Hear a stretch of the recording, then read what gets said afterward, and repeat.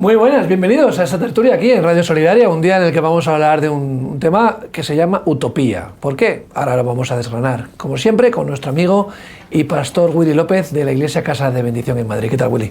Pues muy bien, la verdad es que lo que te contaba antes, que después de un año esperando, llega el 2023, dan las campanadas y dices, es que sí, es igual que el 2022. Igual. Ponen los informativos, las mismas historias, la misma canción, los precios, todo igual. Digo, bueno, tendremos que poner nuestro granito de arena a ver si podemos aportar algo que haga un 2023 diferente. Mismo perro con diferente collar. Sí, porque visto lo visto, me da que los que no. Hay una vejación de funciones, que se suele decir. Sí, hay vejación, dejación, hay de todo. Bueno, si no somos nosotros, ¿quién lo va a hacer, no? Si no somos los hijos de Dios los que tomen la iniciativa, alguien lo va a tomar. Yo siempre digo lo mismo. Si no tomas tú la iniciativa, otro lo va a tomar, lo que pasa es que el resultado va a ser diferente. Claro, propósitos para este año, que siempre es lo que se hace el día 1, ¿verdad? Dice, me apuntaré al gimnasio. Segundo propósito, intentaré ir. Pero no, la verdad es que propósitos para este año, que el 2023 sea un poco diferente, la verdad. Claro. Que la pandemia ha sido muy dura, pero todo lo de este año a nivel económico, a nivel social, a nivel político, yo creo que ha sido mucho más estresante y mucho más... a mí me ha desgastado más que la pandemia en sí. La pandemia en sí era un enemigo exterior. Eso es.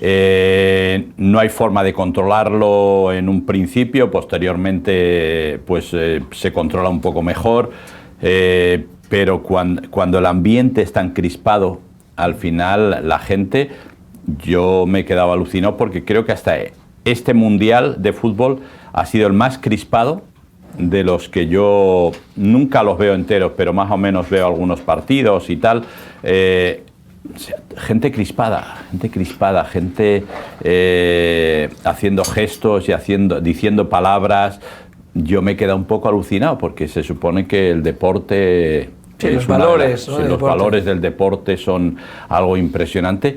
Pero, o sea, hay una crispación y a mí que no me cuenten la historia de que la culpa es de la pandemia.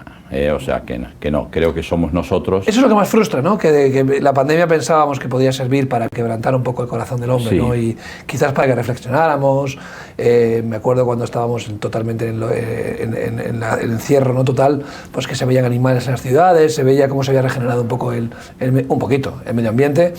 Y dijimos, joder, esto puede hacer pensar a la gente, nuestro impacto sobre el mundo, sobre los demás.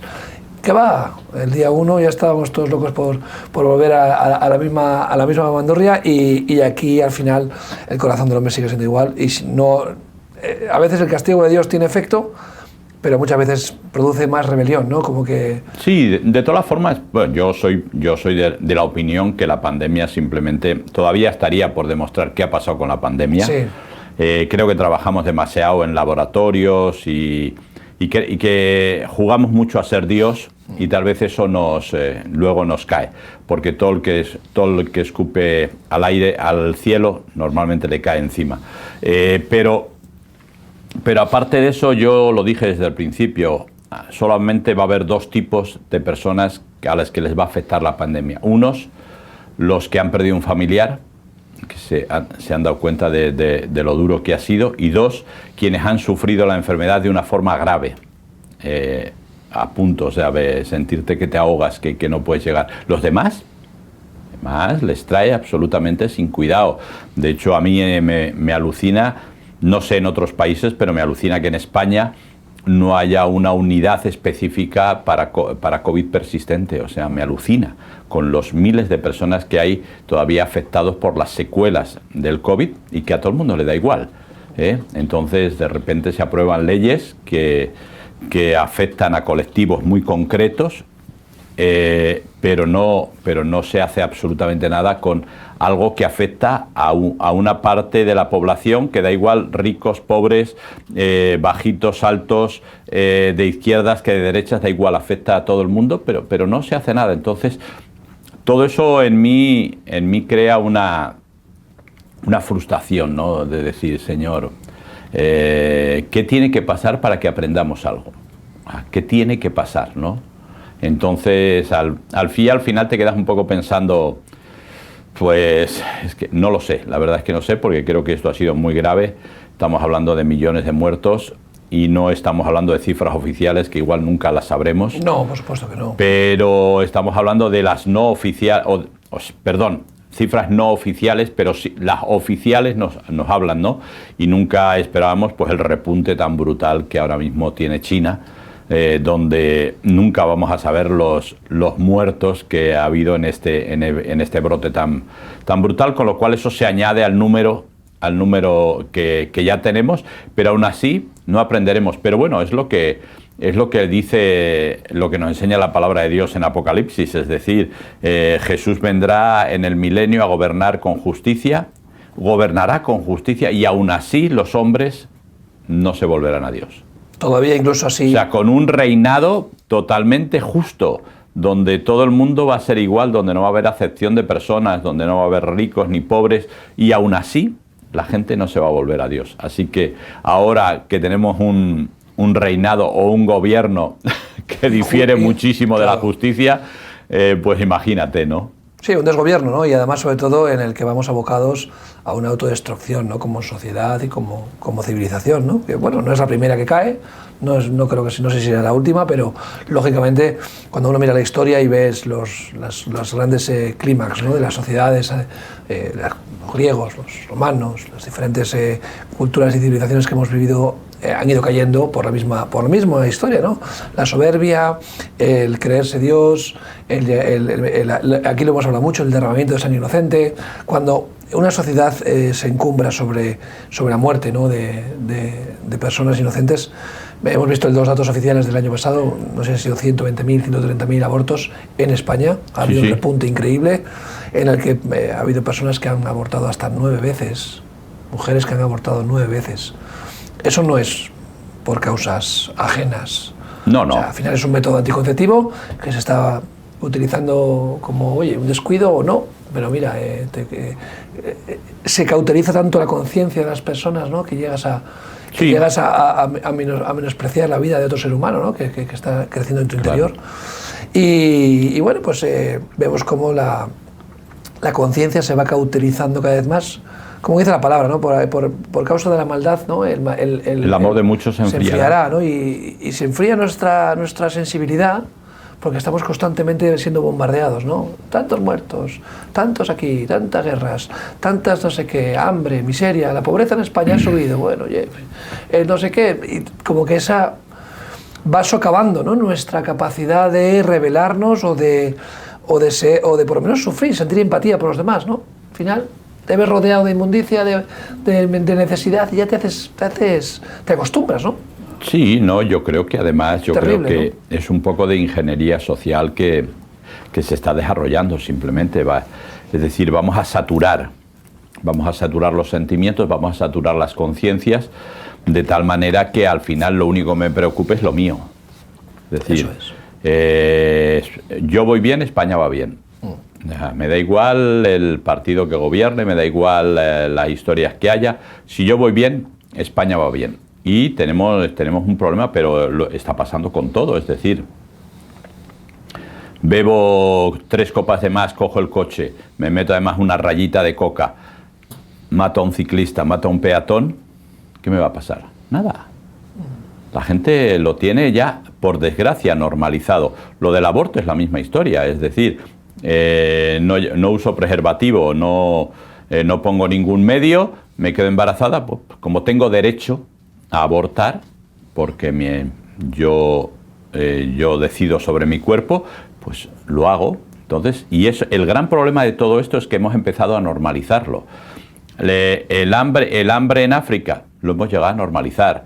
La guerra en Ucrania, llegaremos a normalizarla. O sea, bueno, sí, yo creo que ya ha pasado la segunda yo creo línea. que casi está, ¿no? Si lo de Siria está totalmente enterrado, que venimos desde 2014 con un problema enquistado donde hay una guerra civil que está habiendo una limpieza étnica absoluta y donde ha habido millones de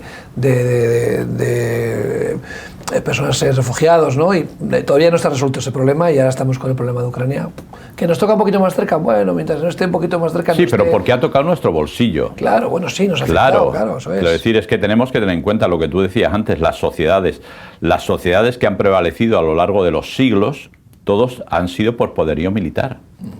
Ninguna ha sido por cultura. Es decir, España, cuando no se ponía el sol sobre sus dominios, por un tema militar. Los árabes conquistaron a través de las armas. Estados Unidos siempre ha funcionado con las armas. Gran Bretaña siempre. Los famosos Gengis Khan o Atila con los hunos. Todo. El Imperio Romano, sobre todo, o el Imperio Griego con Alejandro Magno. Todo ha sido por un poderío. Es decir, siempre hemos impuesto las políticas de la muerte para ser fuertes. Siempre. Claro. Y ahora lo estamos haciendo igual. Es decir, si le pedirían a un niño, un nonato, un niño que no ha nacido, por favor, preguntarme a mí qué podemos hacer, pues igual os doy otras soluciones. Pero es que estamos imponiendo las políticas de la muerte, pero a nivel global. Sí, sí. Ahora, lógicamente, a mí me preocupa mi país, que es España, ¿no? Entonces me preocupa el aborto libre, que todavía va a ser más libre, que a mí siempre me alucina eso. O sea, una chica con 16 años puede abortar sin pedir permiso a sus padres, pero no puede cuidar de su hermano de 8 años porque no es responsable. Señores míos, ¿cómo se come eso? ¿Cómo se come eso? Y es un caso que ya hemos vivido, de un niño en el alféizar de la ventana, porque su madre lo había dejado a cargo de su hermana de 16 años, y se dictaminó que la culpa es de la madre porque la hija con 16 años es menor y no es responsable. Vale, no es responsable, pero sí es responsable para decidir perder un bebé. Entonces, son todo políticas que se están haciendo de tal manera, la eutanasia. Yo veo esta civilización como una implosión, ¿no? Quizás has hecho muy buena comparación, que la guerra venían de fuera, las invasiones venían con el armamento, ¿no? Bien, Estados Unidos ha invadido otros países, perdió en Vietnam, pudo ganar en Irak la primera vez, ahora perdió en Afganistán, ha habido invasiones y sigue habiéndolas y siempre ha habido, pero yo veo que la propia cultura occidental, digamos que estamos implosionando, ¿no? No hay una invasión externa, sino que es una autoinvasión donde hay nuevas ideas, donde hay unos pensamientos que son totalmente invasivos en nuestra sociedad, donde se está aceptando en las universidades, en los colegios, pensamientos autodestructivos completamente, porque esta sociedad es patriarcal, porque los boomers habéis contaminado el mundo y lo habéis destruido, que ahora vamos a rehacer, ¿no? Entonces hay una invasión cultural también, porque se está cambiando el pasado, se está reinventando pues la conquista de Colón, se está reinventando todo lo que se pueda reinventar, hay que reinventarlo porque está mal, ¿no? Entonces veo que es como una autoinmolación, ¿no? de esta sociedad, donde no es que haya una revolución que ponga... No, es que se está autodestruyendo esta cultura, esta civilización. Los valores judio-cristianos están desapareciendo por completo de nuestras escuelas, de nuestras familias, de nuestra sociedad. Y se está dando paso a ideas más modernas, ideas pero que han venido a destruir, no han venido a crear nada nuevo. Oye, lo viejo está viejo, vamos a levantar algo nuevo. No, lo viejo está mal. ¿Y qué vas a hacer a cambio? No lo sé, pero lo viejo está mal. Hombre, pues si tienes una idea nueva, bien, pero es que no estás trayendo ideas nuevas. Claro. No, es mi punto de vista. No. O por lo menos mi percepción de las cosas. Sí, yo estoy de acuerdo además contigo, porque además el gran problema es que volvemos a lo mismo, y es lo que hemos dicho aquí muchas veces. El problema es que seguimos queriendo hacer compartimentos, es decir... Perdona que te interrumpa, Jorge. Me viene a la mente que aquí lo hemos hablado una vez. Movimiento 15M. La política está mal, bipartidismo está mal. Muy bien, estoy de acuerdo. Estamos mal, venimos aquí nosotros. Se funda un partido nuevo, varios partidos nuevos para romper el bipartidismo en España. ¿Qué han hecho? Nada. ¿Han detectado los problemas? Muy bien, todos hemos detectado que había problemas, corrupción, división de poderes mal, repartían el pastel entre dos. Ahora, habéis llegado a los nuevos partidos y ¿qué habéis aportado? Peor, más división, más repartir el poder entre vosotros, más corrupción, ninguna solución real a la sociedad. Entonces, veo que ese es el problema de estas nuevas ideas, que sí, que saben muy bien detectar el problema, pero que no aportan ninguna solución a los problemas. Pero es que eso me quedo en casa. Todos nos damos cuenta de los problemas, ¿no? Claro, pero porque no se han creado nuevos partidos. Ciudadanos, escisión del PP. Sí, bueno. Vox, indignados franquistas que quieren volver a aquellos años que yo viví, por desgracia. Y Podemos, un partido que lo único que hace es aglutinar a ciertos colectivos, que no es un partido, es decir, el Partido Animalista, las mareas, los feministas, el colectivo LGTBI, y cada uno va a ir ganando. Uno ha dicho, oye, mira, la ley trans, la necesito. Las feministas, aborto libre. La ley animalista. Cada uno ha ido sacando su tajada. Eso es. Pero, y el ciudadano corriente, yo soy un ciudadano corriente, es decir, tengo nómina, no soy de color, o sea, mi etnia es caucásica, soy hetero, no tengo mascota, no monto en bici. ¿Qué hago yo? ¿Nadie va a hacer algo por mí? No, porque realmente al final o es que solo me queda la opción de aportar mis impuestos para un montón de historias. Entonces, quiero decir, ¿cuál es el gran problema? Que no han nacido nuevos partidos. Sí, ya me hubiera gustado, si lo que han sido escisiones o agrupamiento de colectivos. Pero que venían denunciando unas injusticias que eran claro, reales. Pero es que... Oye, hay unas injusticias reales. Y, oye, que es verdad, tenéis razón, hay unas injusticias en la sociedad, hay problemas. No, es que la sociedad es machista. Dice, no, hay machismo en la sociedad que hay que erradicar. Hay no sé qué, problemas de misoginia, de homofobia. Es verdad, pero no podemos decir que toda la sociedad es así. Entonces, está muy bien que queráis detectar los problemas, pero no se aportan ni una sola solución. Ni una. ¿Por qué? Porque si se aportaran soluciones, dejarían de vivir del cuento de intentar arreglarlo. Claro. Violencia machista. En 2022 ya lleva gobernando 4 años este gobierno súper mega progresista con un ministerio que solo se dedica. Si se acabara la violencia machista, ¿de dónde va a sacar el miedo este gobierno para seguir azuzando a los ciudadanos que los hombres somos malos, malvados y todos somos unos potentes violadores y asesinos? Que es lo que dicen estos partidos. Si se arreglara el problema machista, no tendrían cómo seguir ordeñando las cuentas del Estado para... Si arreglaran el problema de... Se quedarían sin trabajo. Por lo tanto, esta gente se dedica a perpetuar los problemas para seguir viviendo de ellos toda la vida. Sí, no, pero... Nunca se va a acabar la homofobia, nunca se va a acabar el machismo, nunca se va a acabar ninguno de estos problemas. ¿Por qué? Porque si se acabaran, dejarían de tener ellos sus fuentes de ingresos, que son miles de chiringuitos y miles de subvenciones que están ordeñando el Estado. Entonces, realmente son sanguijuelas que han ido a chupar dinero público para montar sus chiringuitos. Pero te hablo de estos colectivos, te hablo de todos los partidos políticos. Sí, no, pero es que es sangrante que los que venían a solucionar los problemas, lo que han hecho ha sido eternizarlos. Los problemas ahora son inagotables, porque es que viven de ellos. Claro, en el 2023 seguramente cambiaremos y nada cambiará. Una empresa que hace plagas, que mata plagas, nunca querrá que se acaben las plagas, ¿no? Sí, o una compañía que vende software antivirus. Por eso. Nunca querrá que los virus se acaben. Hombre, hay que lanzar virus de vez en cuando para... Una farmacéutica no querrá nunca que se acaben todas las enfermedades, ¿no? Sí, si no, tenemos un problema serio. Y hasta aquí puedo leer porque nos van a cortar el vídeo, Willy. No, por eso, quiero decir, por eso el título del Salmo 15 es Utopía. Sí. ¿Por qué? Porque al final todo esto de lo que hemos hablado son estructuras, son gobiernos, pero detrás de todo esto hay personas. Y el gran problema que vivimos es el corazón de las personas. Y el Salmo 15 describe a una persona que para mí es utópica.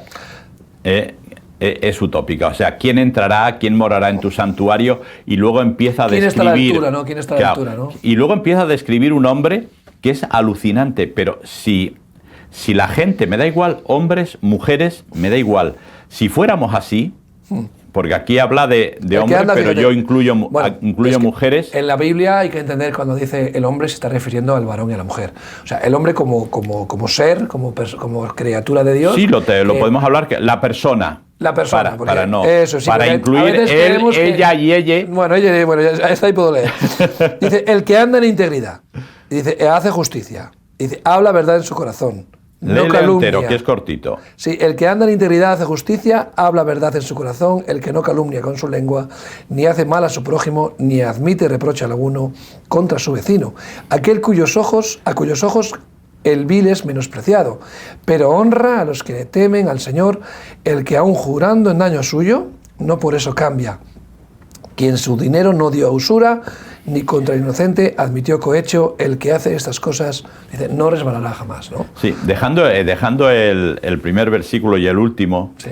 para más adelante, pero en el meollo de la cuestión, es un hombre utópico. Hombre, es Jesús, ¿no? Para mí es... Sí, no, por eso digo, claro. ¿no? Claramente, es decir, ¿no?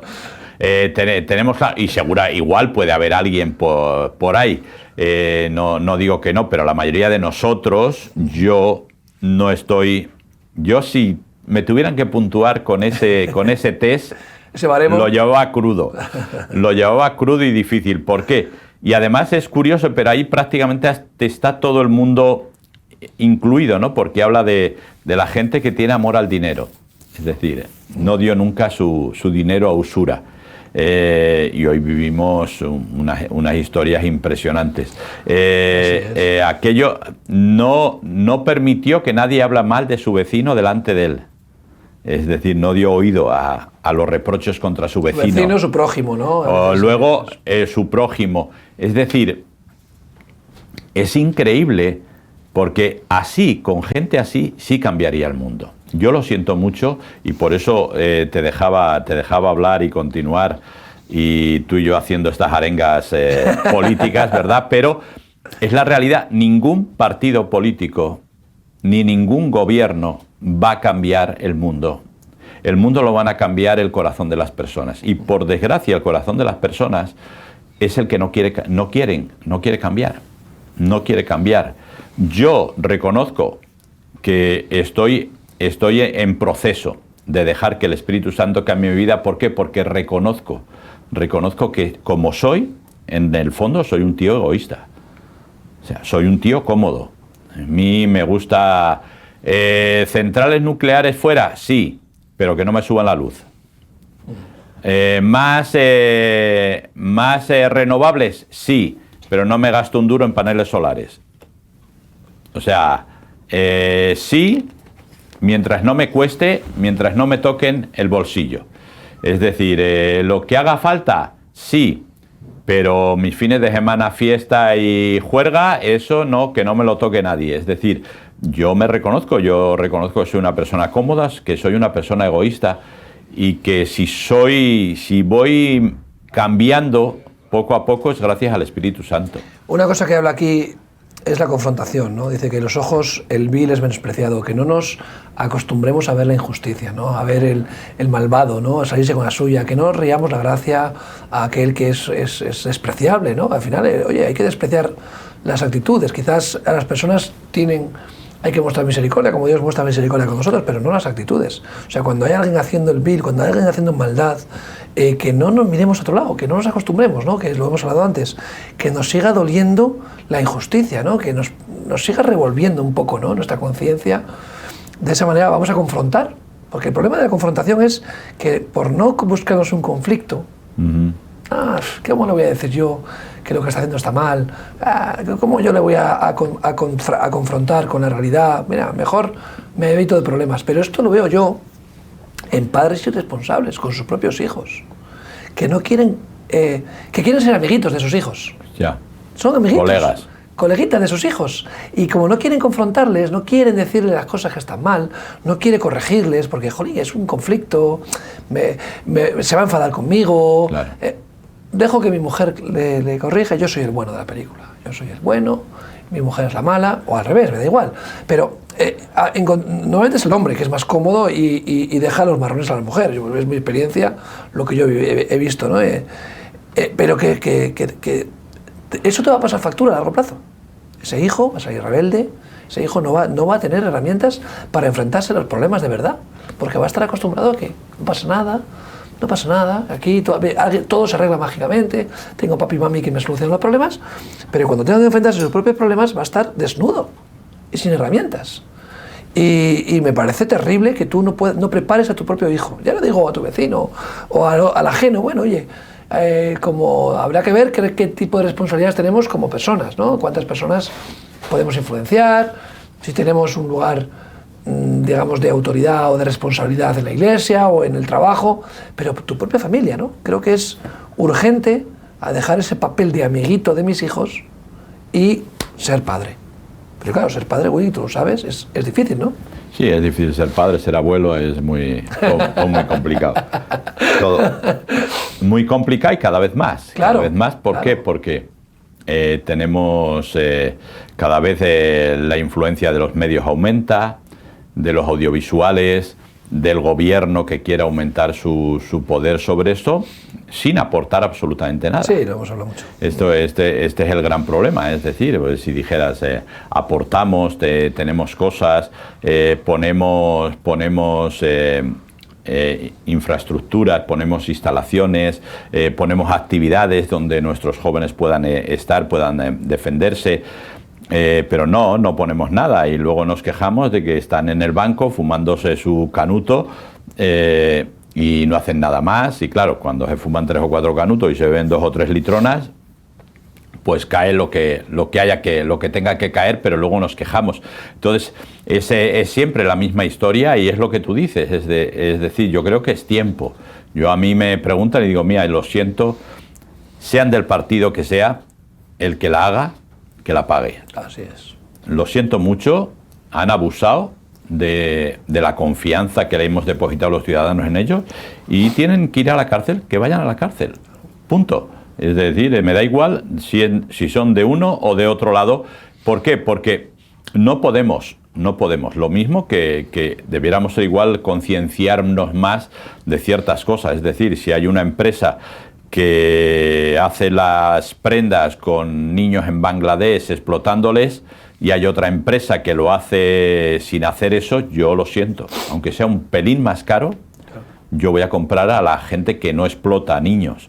Etcétera, etcétera, etcétera. Pero me hace mucha gracia, me hace mucha gracia, ¿no? Que hablamos mucho de este nuevo neocomunismo actual, ¿no? En el que se denuncia a través de las redes sociales, pues desde un iPhone de 1.500 euros, ¿no? Sí. O sea, es que, claro, la injusticia. Oye, ese iPhone está fabricado quizás por niños en China o por personas explotadas, donde hay muchos escándalos de suicidios en fábricas como Foxconn en China y demás, donde hay millones de empleados, cuidado, que son empresas que dan de comer a muchísima gente y seguramente que pagarán un sueldo bastante digno, pero hay problemas que se tienen que afinar. La tecnología tiene esas pegas, ¿no?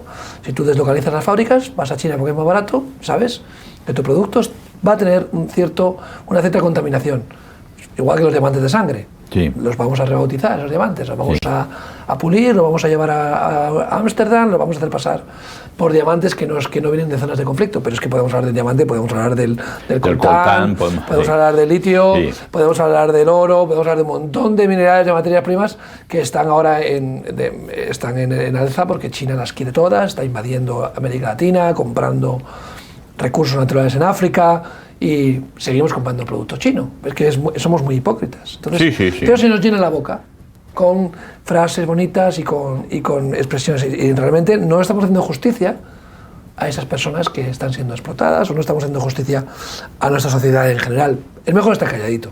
Sí, bueno, no, es que claro, tiene... Actuar con tus hechos, o sea, predicar con tus hechos, ¿no? Y yo me niego a llevar esta prenda porque sé que está fabricada o tal. Si lo sabes, si no lo sabes, pues... Claro. Pero bueno, creo que el hacer justicia es algo que la palabra nos enseña mucho, ¿no? El venga tu reino de justicia, ¿no? Habla del reino de Dios y su justicia. O sea, venga a nosotros. ¿Cómo va a venir el reino de Dios? A través de nosotros. Sí. Bueno, donde hay un ciudadano de los cielos, ahí está el reino de Dios. Por lo tanto, tiene que haber justicia. Claro. Y aquí hemos hablado mucho, Gori, yo creo que estás de acuerdo conmigo, que no se trata de la cantidad, aunque la cantidad a veces es preocupante, pero la palabra habla de hasta una tilde, ¿no? Una pequeña coma, un detallito. Si tú puedes malversar fondos por valor de 10 euros, que es el alcance al que tú te llega en una empresa... Es igual de grave. Eso es, el que roba el albornoz del hotel es igualmente ladrón que el que puede robar un banco con 1 millón de euros. O el que puentea la luz en casa. Eso es. Entonces, ¿dónde pones el listón? ¿No? Sí, claro, no, al final la cosa está clara y vale, siempre aplicamos, ¿no?, de que el que roba a un ladrón tiene 100 años de perdón y robar a las eléctricas pues es perdonable, pero no es verdad. ¿Por qué? Porque simplemente son siembras que estamos haciendo, ¿no? Eso es. Y entonces la Biblia nos enseña, ahora lo llaman karma, pero de toda la vida nosotros lo hemos visto en la Biblia, que cosechas lo que siembras. Y entonces yo creo que una de las cosas que menos se está haciendo es eso, es decir, el que es vil, es vil y hay que denunciarle. Y no solamente hay que denunciarle, sino hay que menospreciarle, hay que quitarle valor. Sin embargo, vivimos en una sociedad donde tanto tienes, tanto vales, y si tienes, tú eres una persona respetada, eres una persona apreciada, aunque seas un vil. Aunque seas un sinvergüenza de mucho cuidado. De hecho, a veces se valora mucho, ¿no? Que pues estos triunfadores, ¿no? Que han conseguido llegar a ese éxito a base de pisar cabezas, de hundir a otros, a base de... Bueno, es pues, una escalera de cadáveres. ¿Y cuánto ha costado que tú llegues a ese lugar, ¿no? En cuanto a riqueza, en cuanto a empleos, ¿no? He fusionado 70 empresas para poder recoger beneficios. Que en la fusión se han despedido a decenas de miles de personas. Bueno, oye, pero yo al final del año necesito mis beneficios, no importa cuántos cadáveres queden por el camino. Oye, que en tu empresa se suicidan tantas personas, porque no importa, porque yo al final lo que importa es mi tasa de éxito de beneficio. Claro. ¿No? Lo que está pasando con los regímenes árabes en Europa, sobornando a políticos políticos de partidos, da igual, en este caso eran socialistas, para que influenciaran positivamente la Unión Europea a favor de Qatar, ¿no? Se han descubierto sobornos millonarios. No hay mayor soborno que el Mundial de Fútbol, ¿no? Que tú has hablado del Mundial. Claro. Es un soborno repugnante.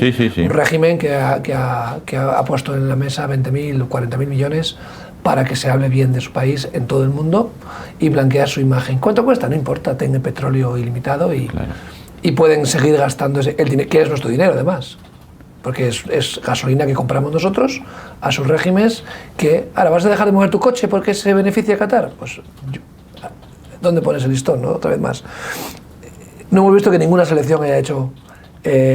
Lo han intentado, pero no vayas, ¿no? La FIFA ya yo creo, ¿no? yo creo que directamente no se va. Si hubiera habido de los 32 equipos 20 que no van, se cancela el Mundial. Hombre, claro. Entonces, pero nadie ha dicho yo me quedo. No. Ningún futbolista, ninguna selección. Bla, bla, bla, bla, bla, bla, bla, bla, bla. Eso, gestitos de la manita. Pero sí, no sé qué, el brazalete, con el arco iris. Todo muy bonito. Etcétera, etcétera. Pero quiero decir, pero así es como funciona nuestra sociedad. Algo que es vil y que tenía que ser menospreciado, pues sin embargo ha sido muy apreciado.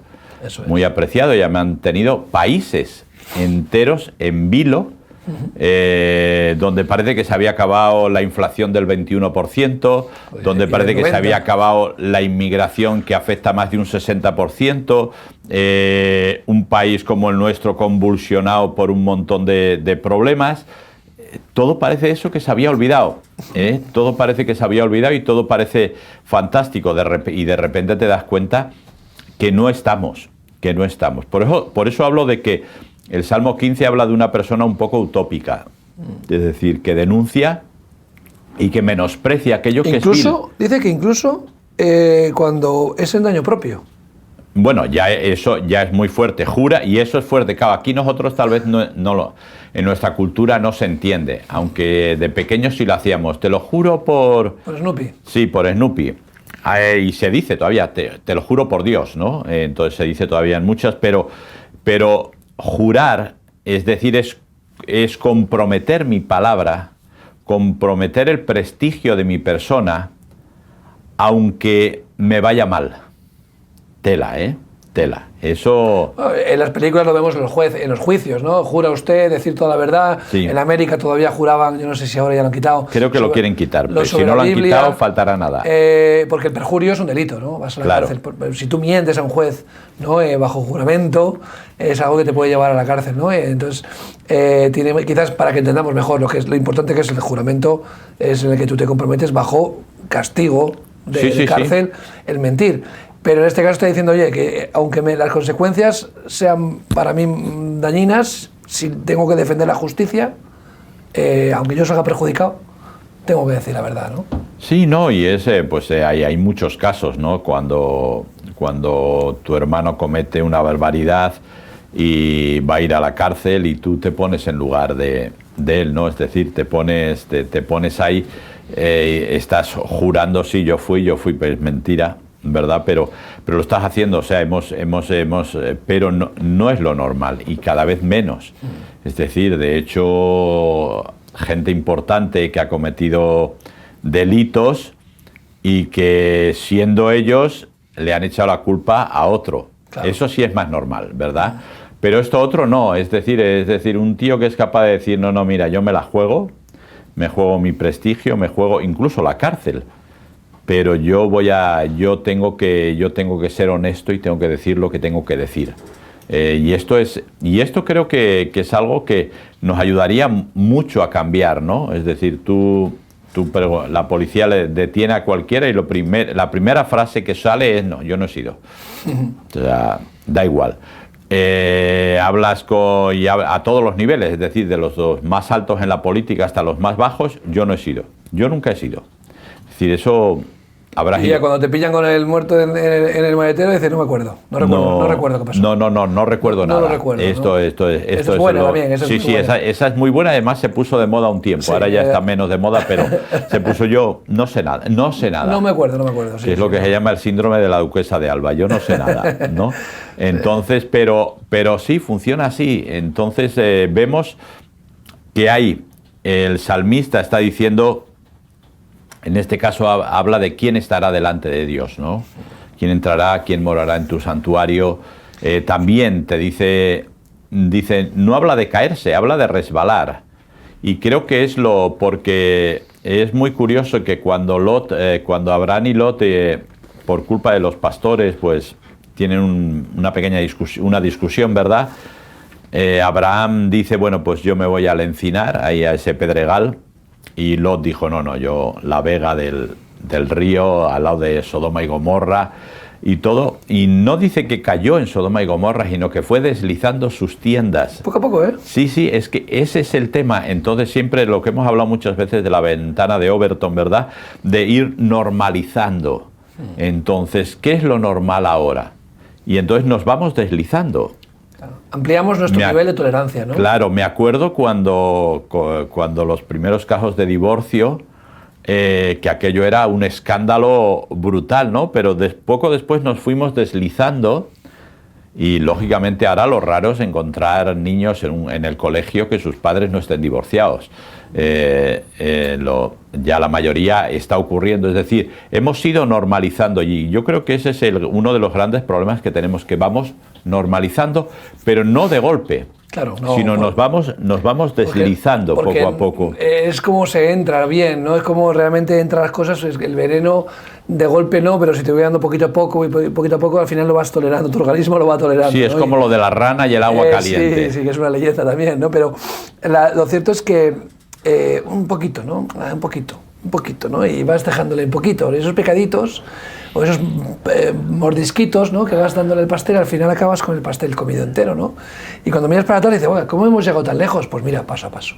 Sí. ¿Cómo hemos llegado tan lejos como sociedad? Pues mira, pasito a pasito. Empezaste este camino y además el diablo no tiene prisa. Yo creo que al final dice, hay tiempo, vamos tranquilos. Sí. Y no vamos a agobiarnos, no vamos a precipitarnos, ¿no? Mientras ellos vayan deslizando no hay problemas, ¿no? Y lógicamente para dejar de deslizarse hay que hacer dos cosas. Primero, darse cuenta y pararse. Y segundo, cambiar de ubicación. Lo siento.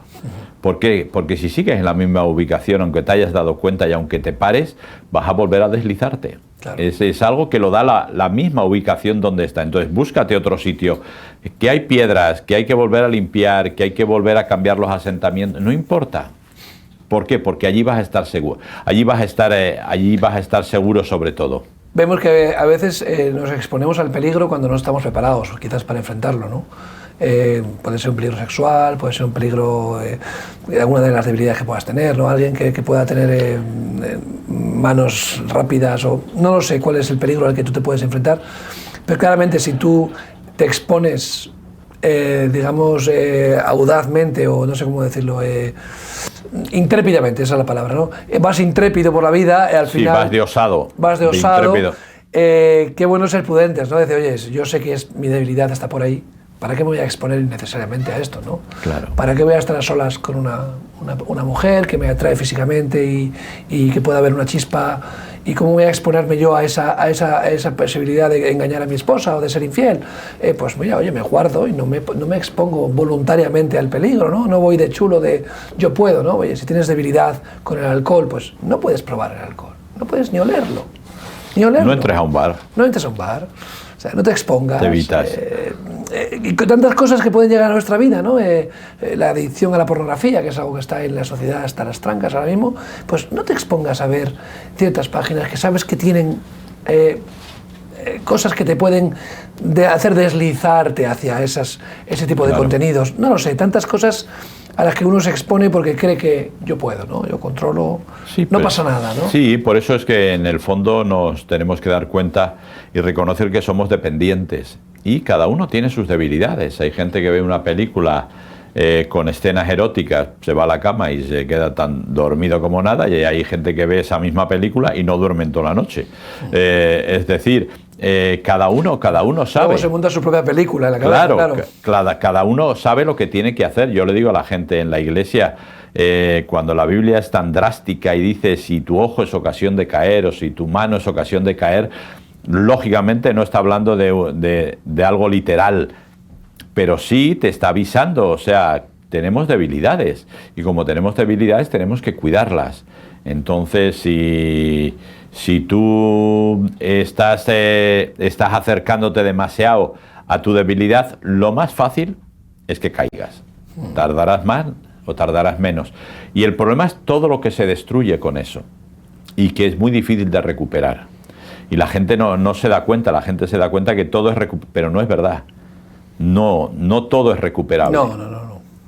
La palabra, dice la Biblia, ¿no? Dice la flecha echada, ¿no? Claro. La palabra dicha. Claro. Hay cosas que luego no vuelven. Ya han hecho un daño, ya han hecho y que luego hay que recuperarla. Hay que recuperarla y nunca. Es decir, pasa el tiempo y las cosas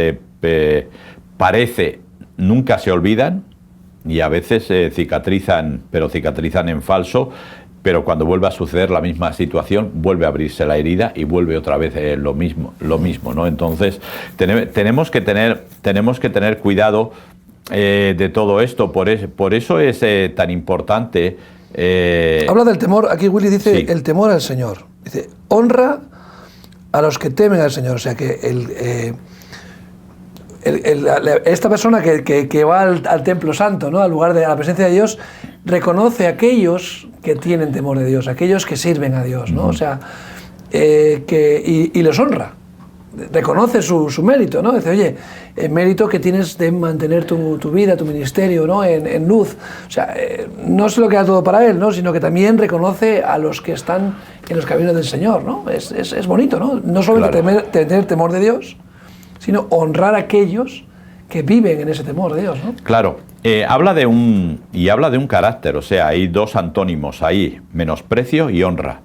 Entonces, él menosprecia al vil, es decir, y está hablando de una persona de carácter vil, que lógicamente los hechos que hace son viles.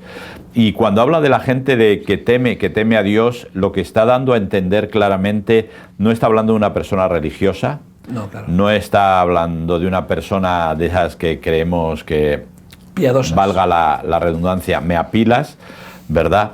Valga la palabra, espero que nadie se moleste por la palabra, pero no está hablando de eso, está hablando de esa persona que tiene un carácter que busca a Dios, que su confianza está en Dios, que deja que el Espíritu Santo cambie su vida.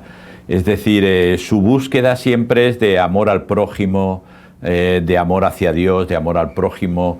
Es decir, ese tipo de carácter, y dice, esta persona merece honra. ¿Por qué? Porque es una persona que está viviendo contracorriente. Es decir, la sociedad le está llevando a ser vil y a hacer cosas viles. Sin embargo, él dice, no, yo no quiero ser así. Yo quiero ser diferente y yo quiero ser una persona temerosa de Dios. Es decir, con un carácter que me acerca a Dios. Entonces, no estamos hablando, para que nadie malentienda, temeroso de Dios por religioso, sí, que va a la iglesia, que va al culto, que va a misa, que no sé qué. No. Está hablando de una persona con un carácter, como dice la Biblia, de David, conforme al corazón de Dios. Es decir, que ama la justicia, que ama la verdad, y a estos hay que darles honra. Sin embargo, por desgracia, lo vimos en la escuela. Es decir, el golfo que se enfrenta a los profesores, que no da ni palo al agua, que no estudia, es el popular. Y el estudioso, que le llaman empollón, etcétera, es el que se lleva todas las collejas.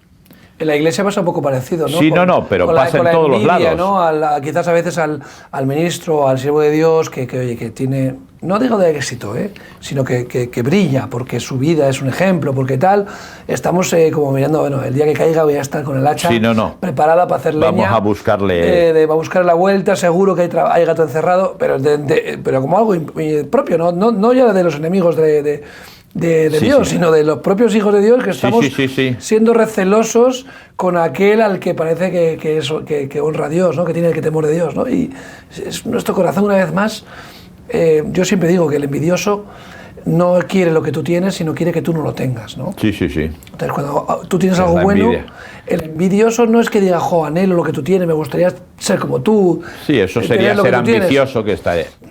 o tener empatía, o no sé. Pero la envidia es mala. La envidia es mala. Es corrosiva. Yo no quiero lo que tú tienes, yo quiero que tú no lo tengas. No, de ninguna manera. Eso es, y eso es lo que hay en el corazón del hombre, ¿no? O sea, si yo soy un fracasado, tú tienes que ser un fracasado, eso porque de esa forma yo me siento mejor. Ahí está. No, entonces... no me voy a esforzar para ser como tú, no voy a cambiar mi actitud, lo que ha llevado a mi fracaso voy a cambiarlo, no. Quiero que estés como yo para que, oye, es que no puedes destacar y acejarme a mí mal. Claro, entonces, pero fíjate, pero él habla de esa gente, ¿verdad?, a la que hay que darle honra, y creo que, y da igual que sean pastores o que no sean pastores, líderes o no líderes, cualquier persona en la sociedad merece honra, siempre y cuando que su actitud, que su carácter tenga que ver con ese temor a Dios, esas ganas de cambiar, esas ganas de ser diferentes. Porque el temor de Dios no es miedo a Dios. O sea, creo que aquí la palabra también es verdad que dice que el amor echa fuera el temor, pero en este caso, cuando hablamos de temor de Dios, es decir, oye, no quiero defraudarle, ¿no? Yo le amo a Dios y por lo tanto no quiero hacer nada. Es mi amigo. Que estropee esa amistad, ¿no?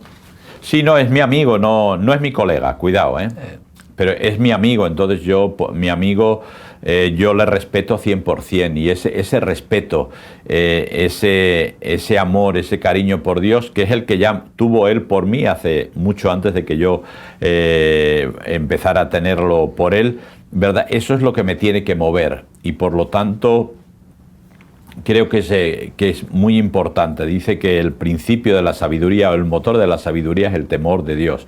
Y creo que debiéramos empezar. Hemos intentado quitar, tal vez hemos confundido Dios con religión, y hemos intentado quitar a Dios de toda nuestra sociedad, de todas nuestras vidas. Nos damos cuenta que las cosas no han mejorado. Es decir, hemos sacado a Dios de la mayoría de los lugares, de los colegios. ¿Le seguimos echando culpa a Dios? Sí, claro. Pero han aumentado los suicidios, ha aumentado la violencia, no han bajado mucho más los accidentes de tráfico. O sea, un montón de historias, todas las injusticias. Hemos sacado a Dios, pero no han cambiado. Entonces, si ha pasado eso, ahí para mí la razón es clara. El problema no lo tiene Dios. El problema lo tenemos nosotros. Así es. Entonces, sería tiempo de pararnos y decir, bueno, ¿qué tenemos que hacer? O sea, por eso es lo mismo en una iglesia. Una iglesia no funciona, ¿quién es la culpa? Del pastor. Entonces, piensa que igual tú tienes parte de culpa. Y tal vez si tomaras otra actitud, las cosas serían diferentes, pero no, siempre la culpa, como yo he dicho, yo siempre digo, ¿verdad? En un equipo va mal, ¿a quién se le echa? Al entrenador. Pues igual habría que echar a los 23 jugadores y que pueden tener la culpa, pero no, le echamos. En este caso siempre la culpa es de Dios, es decir, hay inundaciones, culpa es de Dios. Nos hemos cargado los árboles, ya hay menos masa forestal, ya las raíces no sujetan tanto el agua, pero la culpa es de Dios. Hambre en el mundo, la culpa es de Dios. La enfermedad en el mundo, la culpa es de Dios. Todo es culpa de Dios, pero sin embargo, ¿por qué echas la culpa a quien le has echado? Claro. Entonces, es decir, déjale dentro. Y entonces si pasan cosas, pues igual le puedes echar la culpa, pero estando dentro, si está fuera, no le puedes echar, pero da igual, es decir, funciona así, y por desgracia seguimos funcionando así. Por eso yo vuelvo a insistir, es decir, el gran problema de este mundo es el corazón del hombre y de la mujer. Me da igual ahora esos compartimentos de que si identidad de género, que si hombre, que si feminismo, que si machismo. Me da igual, el problema para mí sigue siendo el mismo, es el corazón del hombre, que es donde anidan y donde se cuecen todos los planes que luego se llevan a cabo. Es decir, entonces, ¿que queremos seguir echando la culpa a Dios? Pues bueno, es un tema que cada uno tiene que decidir, pero yo tengo claro que cuando las cosas no están funcionando, una parte de culpa la tengo yo. Una gran parte.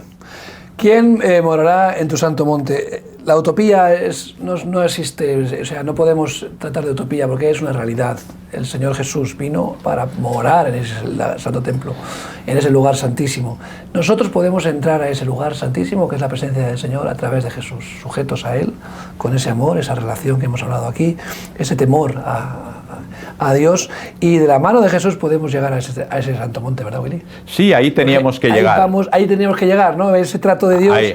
Vamos a ir siendo perfeccionados, ¿no? A la imagen, a la altura de Cristo, dice Pablo, ¿no? Claro, por eso quiero decir ¿qué es lo que nos dice? Hay tres cosas que van a pasar. Una, ¿quién entrará? Quiere decir que se puede entrar. ¿Quién morará? Quiere decir que se puede morar.